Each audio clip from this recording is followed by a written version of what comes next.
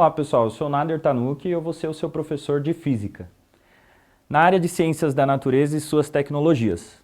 Nessa aula, vamos refletir sobre leis e fenômenos físicos fora do ambiente do nosso planeta Terra. É possível aplicar os conceitos estudados na física sobre cinemática, sobre leis de Newton, fora do nosso planeta? É comum que a gente costume pensar em diferenças que aconteceriam com o nosso planeta e com a nossa vida se o nosso próprio planeta tivesse algumas características diferentes. Bom, podemos usar como Marte a comparação para o nosso planeta Terra. Por quê? Porque Marte é um planeta que mais se assemelha ao nosso em questão de distância e possibilidades de habitação.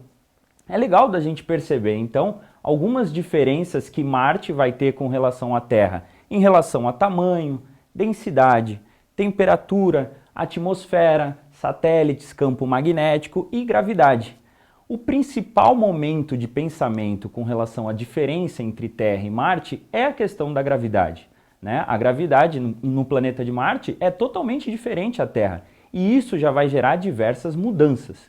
Além disso, Marte não é um planeta totalmente habitável para nós, muito embora seja um planeta com um potencial habitável, por conta da ausência de um campo magnético, né? A ausência de uma atmosfera, temperaturas muito elevadas, mas ainda assim é alvo dos nossos estudos para uma possível habitação, porque a gente consegue chegar lá. Alterando a gravidade, a gente teria algumas mudanças bem sutis. Primeiro ponto que a gente pode pensar sobre isso é que Isaac Newton não teria a maçã caindo em sua cabeça na mesma intensidade que caiu aqui na Terra.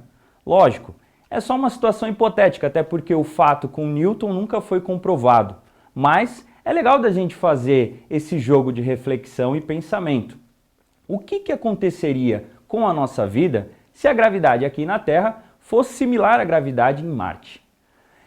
Principalmente, a gente teria uma alteração de temperatura muito grande.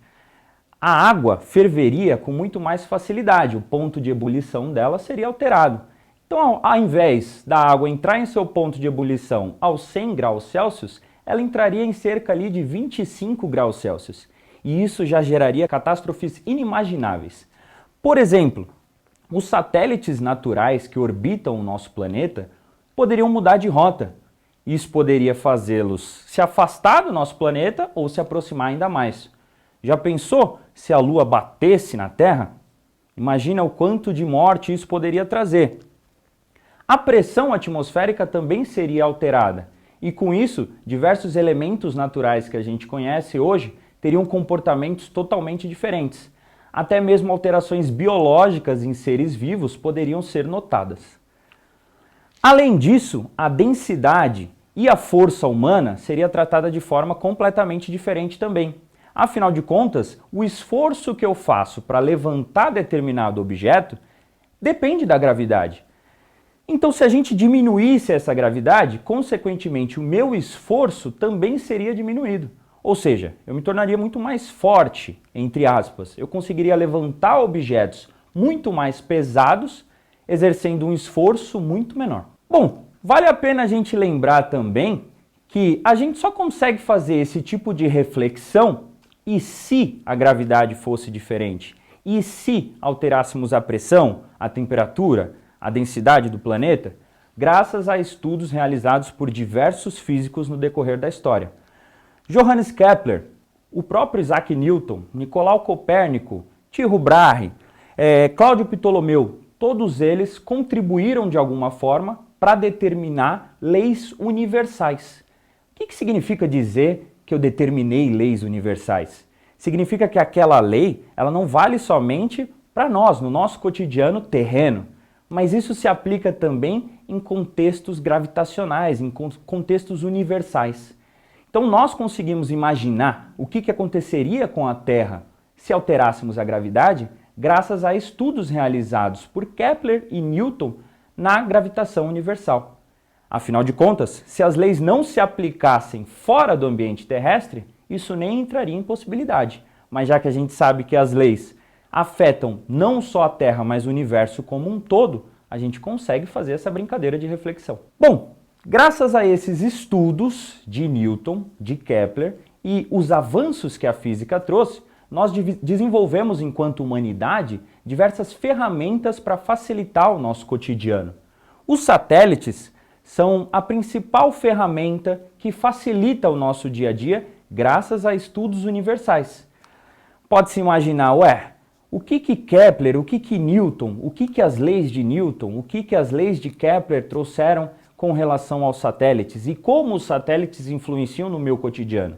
Pensar em satélites pode ser algo muito distante, mas graças aos satélites que orbitam o nosso planeta, nós temos facilidades em relação à comunicação, avanços científicos, televisão, sensoriamento, previsões meteorológicas.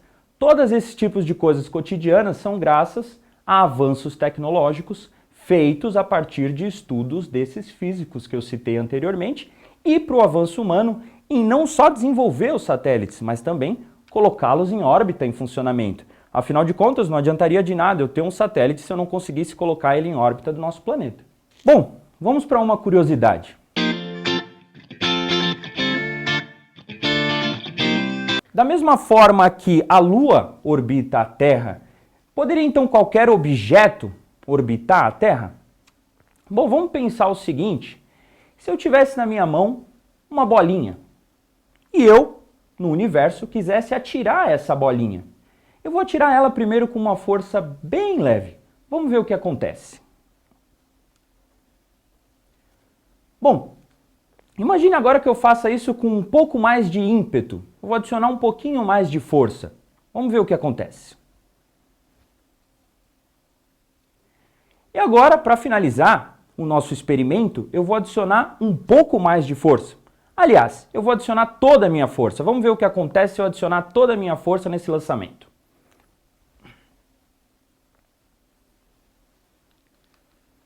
Bom, você deve ter percebido que quanto mais força eu adicionei, por mais tempo aquele objeto conseguiu se manter em órbita. Por que será que isso acontece? Nós conseguimos entender isso graças a Newton. Os estudos de Newton trouxeram a possibilidade de colocar um satélite em órbita com o nosso planeta. Veja bem, Newton pensou o seguinte: já que um objeto em órbita está sempre em queda, né? Graças à gravidade, afinal de contas a gravidade puxa tudo para baixo. Se um objeto está sempre em queda graças à gravidade, o que aconteceria se eu aumentasse a velocidade de lançamento daquele corpo? E lógico, Newton só pensou nisso após desenvolver os estudos sobre a gravitação universal. Então quer dizer, Kepler já tinha postulado suas leis, Newton já tinha desenvolvido também a gravitação universal. E ele começou a possibilitar assim, quem sabe eu consiga colocar qualquer objeto em órbita. E ele fez esse experimento. Fazendo alguns cálculos e seguindo com suas pesquisas, Newton percebeu que quanto maior a velocidade, maior a distância horizontal que um objeto percorre. Que foi o que a gente acabou de ver. Quanto mais força, mais velocidade. Quanto mais velocidade, o objeto permanece naquele movimento infinitamente. Isso é como faz o satélite funcionar na órbita do nosso planeta. Mas a pergunta que ficava para Newton é: qual a velocidade mínima que eu preciso lançar esse objeto para que ele continue em órbita, para que ele não caia, para que ele permaneça naquele movimento? Newton, então, após alguns estudos, percebeu que relacionando a gravitação universal, a constante de gravitação universal, e a massa do planeta, assim também como o raio do planeta ao qual ele permaneceria ali em órbita, ele conseguiria chegar na velocidade mínima necessária para efetuar aquele lançamento. Essa equação que vocês podem ver na tela. A velocidade, então, vai ser definida pela gravitação multiplicada pela massa sobre o raio ali do lançamento do objeto do planeta em questão. Então, pessoal, quais seriam os pontos chaves para eu ter um lançamento de um satélite bem sucedido? O primeiro passo seria a altura. O satélite ele não vai conseguir atingir a altura necessária para aquele lançamento ser bem sucedido sozinho.